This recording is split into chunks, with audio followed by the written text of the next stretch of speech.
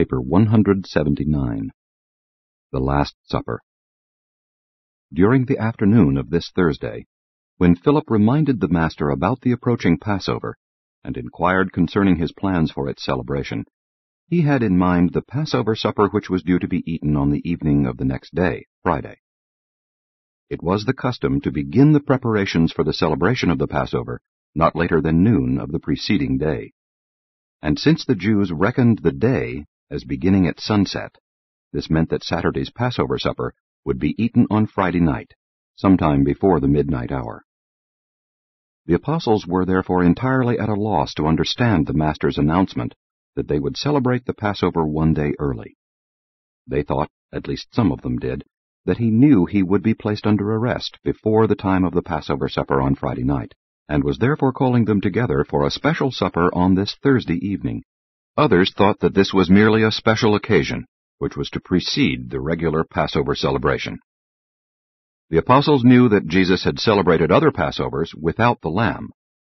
They knew that he did not personally participate in any sacrificial service of the Jewish system.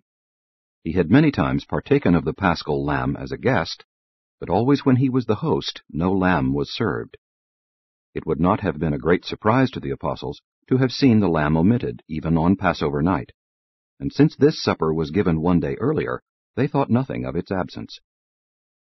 After receiving the greetings of welcome extended by the father and mother of John Mark, the apostles went immediately to the upper chamber, while Jesus lingered behind to talk with the Mark family. It had been understood beforehand that the Master was to celebrate this occasion alone with his 12 apostles. Therefore, no servants were provided to wait upon them. 1. The desire for preference. When the apostles had been shown upstairs by John Mark, they beheld a large and commodious chamber which was completely furnished for the supper, and observed that the bread, wine, water, and herbs were all in readiness on one end of the table. Except for the end on which rested the bread and wine, this long table was surrounded by 13 reclining couches, just such as would be provided for the celebration of the Passover in a well-to-do Jewish household. As the 12 entered this upper chamber, they noticed just inside the door the pitchers of water, the basins, and towels for laving their dusty feet. And since no servant had been provided to render this service, the apostles began to look at one another as soon as John Mark had left them, and each began to think within himself, "Who shall wash our feet?" And each likewise thought that it would not be he who would thus seem to act as the servant of the others. As they stood there debating in their hearts, they surveyed the seating arrangement of the table, taking note of the higher divan of the host, with 1 couch on the right, and 11 arranged around the table, on up to opposite this second seat of honor, on the host's right. They expected the Master to arrive any moment, but they were in a quandary as to whether they should seat themselves or await his coming, and depend on him to assign them their places. While they hesitated, Judas stepped over to the seat of honor at the left of the host, and signified that he intended there to recline as the preferred guest. This act of Judas immediately stirred up a heated dispute among the other apostles. Judas had no sooner seized the seat of honor than John Zebedee laid claim to the next preferred seat, the one on the right of the host. Simon Peter was so enraged at this assumption of choice positions by Judas and John that as the other angry apostles looked on, he marched clear around the table and took his place on the lowest couch, the end of the seating order, and just opposite to that chosen by John Zebedee. Since others had seized the high seats, Peter thought to choose the lowest, and he did this not merely in protest against the unseemly pride of his brethren, but with the hope that Jesus, when he should come and see him in the place of least honor, would call him up to a higher one, thus displacing one who had presumed to honor himself. With the highest and the lowest positions thus occupied, the rest of the apostles chose places, some near Judas and some near Peter, until all were located. They were seated about the U-shaped table on these reclining divans in the following order: on the right of the Master, John; on the left, Judas; Simon Zelotes, Matthew, James Zebedee, Andrew, the Alphaeus twins, Philip, Nathanael, Thomas, and Simon Peter.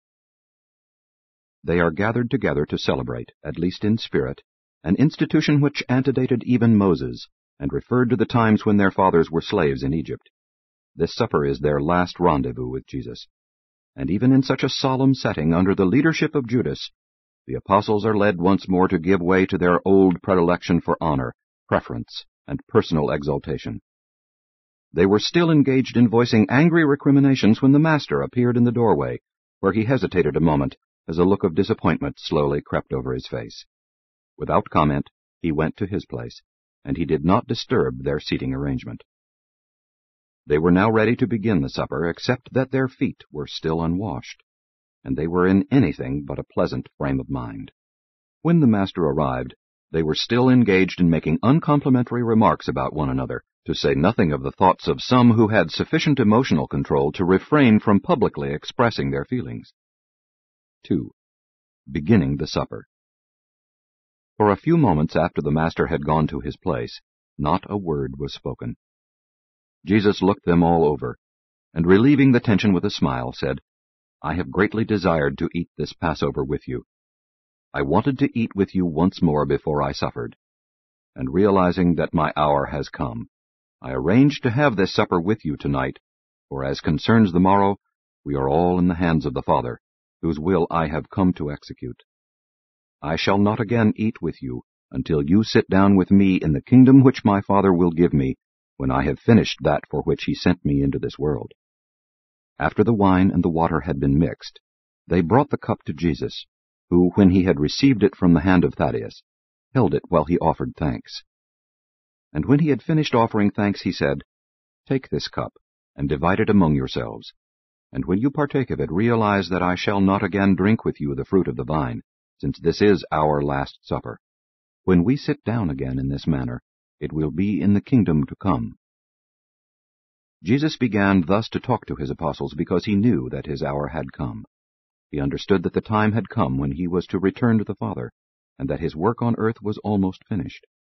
The Master knew he had revealed the Father's love on earth, and had shown forth his mercy to mankind, and that he had completed that for which he came into the world, even to the receiving of all power and authority in heaven and on earth. Likewise, he knew Judas Iscariot had fully made up his mind to deliver him that night into the hands of his enemies. He fully realized that this traitorous betrayal was the work of Judas, but that it also pleased Lucifer, Satan, and Caligastia, the prince of darkness. But he feared none of those who sought his spiritual overthrow any more than he feared those who sought to accomplish his physical death. The Master had but one anxiety, and that was for the safety and salvation of his chosen followers. And so, with the full knowledge that the Father had put all things under his authority, the Master now prepared to enact the parable of brotherly love. 3. Washing the apostles' feet. After drinking the first cup of the Passover, it was the Jewish custom for the host to arise from the table and wash his hands. Later on in the meal and after the second cup, all of the guests likewise rose up and washed their hands. Since the apostles knew that their Master never observed these rites of ceremonial hand-washing, they were very curious to know what he intended to do when, after they had partaken of this first cup, he arose from the table and silently made his way over to near the door where the water pitchers, basins, and towels had been placed. And their curiosity grew into astonishment as they saw the Master remove his outer garment, gird himself with a towel, and begin to pour water into one of the foot basins. Imagine the amazement of these 12 men who had so recently refused to wash one another's feet, and who had engaged in such unseemly disputes about positions of honor at the table, when they saw him make his way around the unoccupied end of the table to the lowest seat of the feast, where Simon Peter reclined, and kneeling down in the attitude of a servant, make ready to wash Simon's feet. As the Master knelt, all 12 arose as one man to their feet. Even the traitorous Judas so far forgot his infamy for a moment as to arise with his fellow apostles in this expression of surprise, respect, and utter amazement. There stood Simon Peter, looking down into the upturned face of his Master. Jesus said nothing. It was not necessary that he should speak. His attitude plainly revealed that he was minded to wash Simon Peter's feet. Notwithstanding his frailties of the flesh, Peter loved the Master. This Galilean fisherman was the first human being wholeheartedly to believe in the divinity of Jesus, and to make full and public confession of that belief. And Peter had never since really doubted the divine nature of the Master. Since Peter so revered and honored Jesus in his heart, It was not strange that his soul resented the thought of Jesus kneeling there before him in the attitude of a menial servant, and proposing to wash his feet as would a slave. When Peter presently collected his wits sufficiently to address the Master, he spoke the heart feelings of all his fellow apostles. After a few moments of this great embarrassment, Peter said, "Master, do you really mean to wash my feet?" And then, looking up into Peter's face, Jesus said, "You may not fully understand what I am about to do, but hereafter you will know the meaning of all these things." Then Simon Peter, drawing a long breath, said, "Master, you shall never wash my feet." And each of the apostles nodded their approval of Peter's firm declaration of refusal to allow Jesus thus to humble himself before them. The dramatic appeal of this unusual scene at first touched the heart of even Judas Iscariot, but when his vainglorious intellect passed judgment upon the spectacle, he concluded that this gesture of humility was just one more episode which conclusively proved that Jesus would never qualify as Israel's deliverer, and that he had made no mistake in the decision to desert the Master's cause. As they all stood there in breathless amazement, Jesus said, "Peter, I declare that if I do not wash your feet, you will have no part with me in that which I am about to perform." When Peter heard this declaration, coupled with the fact that Jesus continued kneeling there at his feet, he made one of those decisions of blind acquiescence, in compliance with the wish of one whom he respected and loved. As it began to dawn on Simon Peter that there was attached to this proposed enactment of service some signification that determined one's future connection with the Master's work, he not only became reconciled to the thought of allowing Jesus to wash his feet, but in his characteristic and impetuous manner said, "Then, Master, wash not my feet only, but also my hands and my head." As the Master made ready to begin washing Peter's feet, he said, "He who is already clean needs only to have his feet washed. You who sit with me tonight are clean, but not all. But the dust of your feet should have been washed away before you sat down at meat with me. And besides, I would perform this service for you as a parable, to illustrate the meaning of a new commandment which I will presently give you." In like manner the Master went around the table in silence, washing the feet of his 12 apostles, not even passing by Judas. When Jesus had finished washing the feet of the 12, he donned his cloak, returned to his place as host, and after looking over his bewildered apostles said, "Do you really understand what I have done to you? You call me Master, and you say well, for so I am. If then the Master has washed your feet, why was it that you were unwilling to wash one another's feet? What lesson should you learn from this parable in which the Master so willingly does that service which his brethren were unwilling to do for one another? Verily, verily, I say to you, a servant is not greater than his master, neither is one who is sent greater than he who sends him. You have seen the way of service in my life among you, and blessed are you who will have the gracious courage so to serve. But why are you so slow to learn that the secret of greatness in the spiritual kingdom is not like the methods of power in the material world? When I came into this chamber tonight, you were not content proudly to refuse to wash one another's feet, but you must also fall to disputing among yourselves as to who should have the places of honor at my table. Such honors the Pharisees and the children of this world seek, but it should not be so among the ambassadors of the heavenly kingdom. Do you not know that there can be no place of preferment at my table?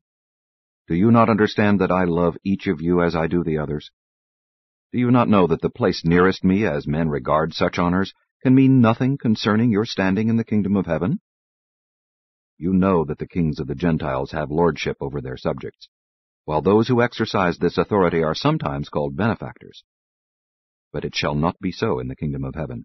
He who would be great among you, let him become as the younger, while he who would be chief, let him become as one who serves.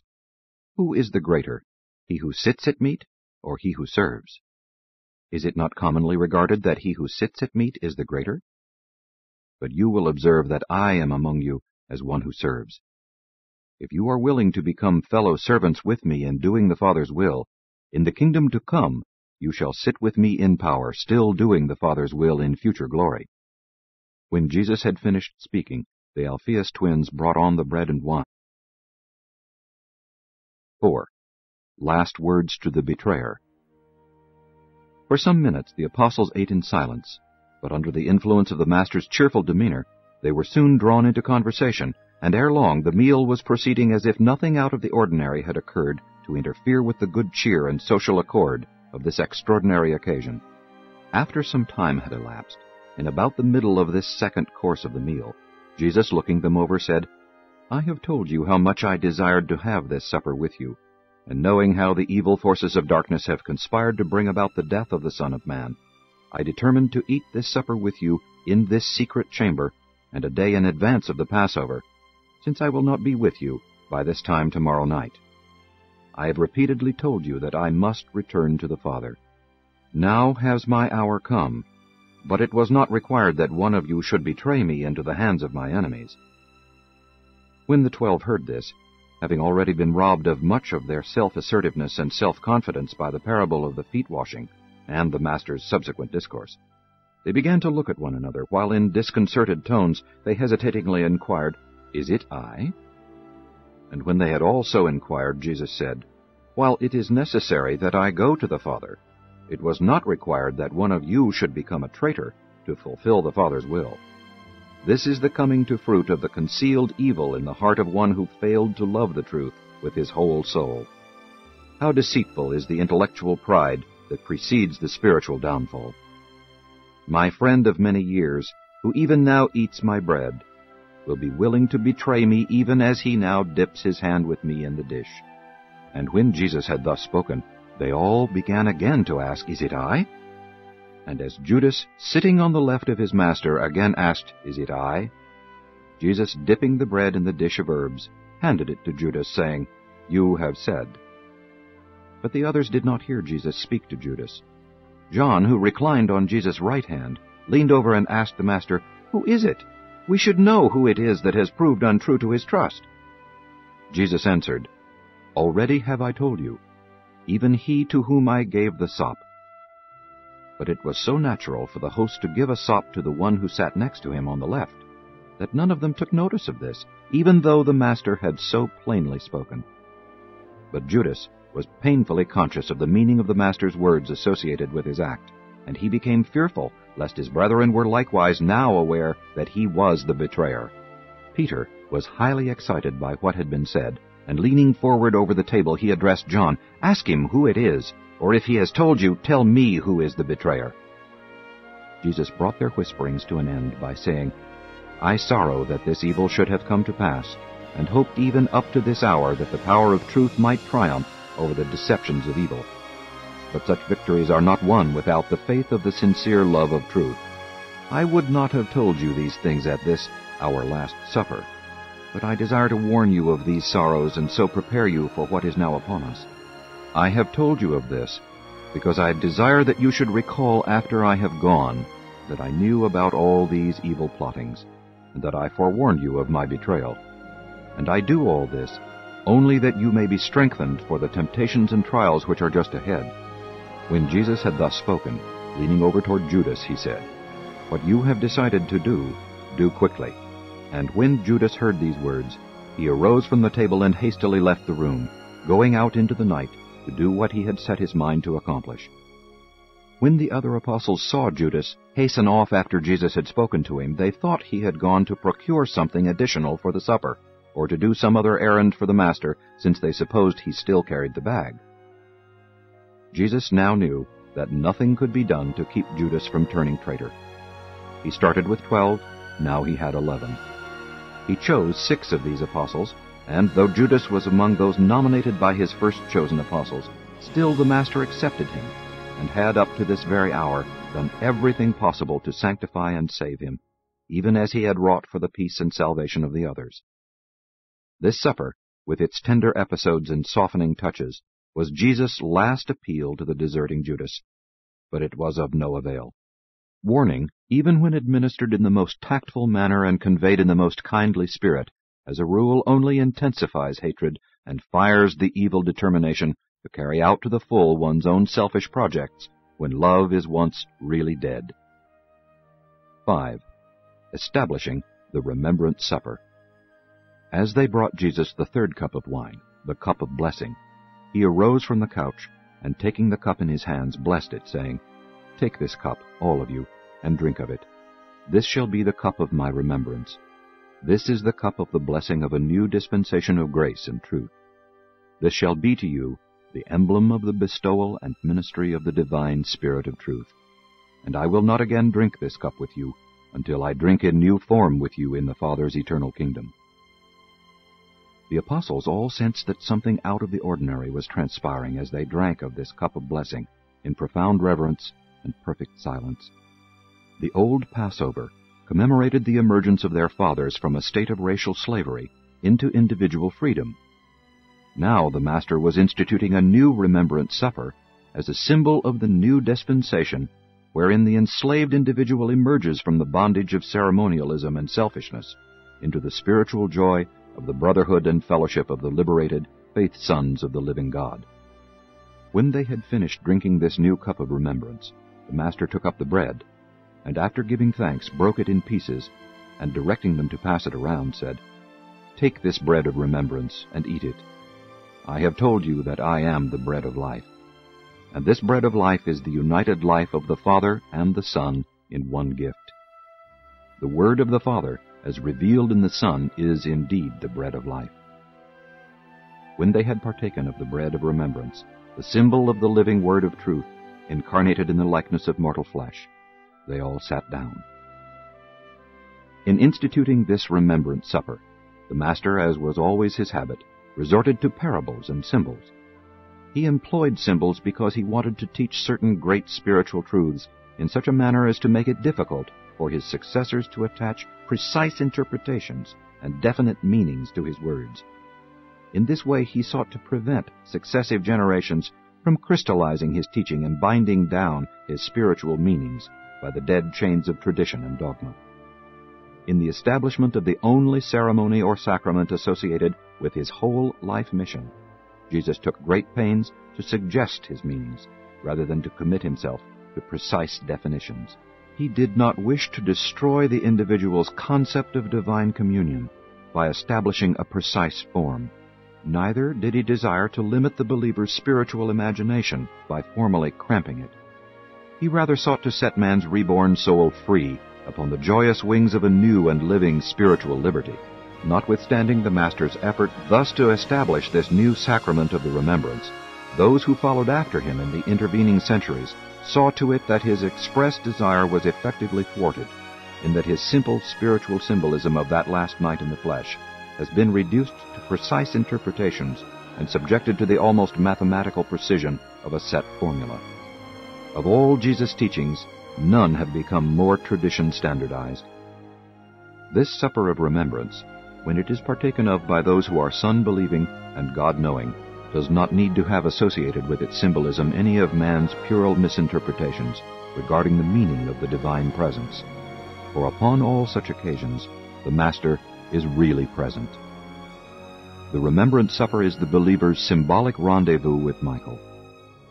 When you become thus spirit-conscious, the Son is actually present, and his Spirit fraternizes with the indwelling fragment of his Father. After they had engaged in meditation for a few moments, Jesus continued speaking.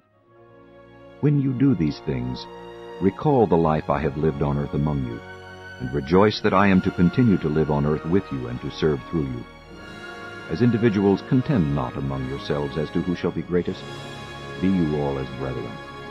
And when the kingdom grows to embrace large groups of believers, likewise should you refrain from contending for greatness, or seeking preferment between such groups." And this mighty occasion took place in the upper chamber of a friend.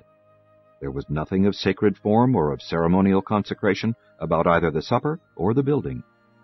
The Remembrance Supper was established without ecclesiastical sanction. When Jesus had thus established the supper of the remembrance, he said to the apostles, "And as often as you do this, do it in remembrance of me. And when you do remember me, first look back upon my life in the flesh.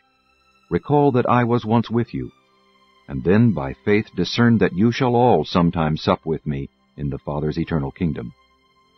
This is the new Passover which I leave with you, even the memory of my bestowal life, the word of eternal truth, and of my love for you, the outpouring of my Spirit of truth upon all flesh. And they ended this celebration of the old but bloodless Passover in connection with the inauguration of the new supper of the remembrance by singing all together the 118th Psalm.